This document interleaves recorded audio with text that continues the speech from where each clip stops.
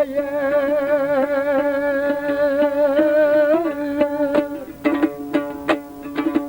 kudretinin alpide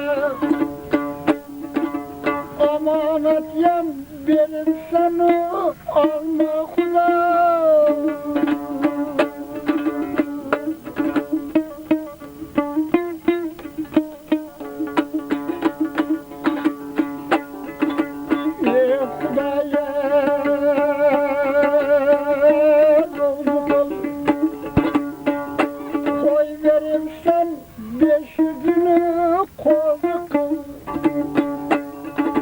Koylar verip kozularım nakleşmesin, yigit dönüp beş kökülü yıklaşmasın.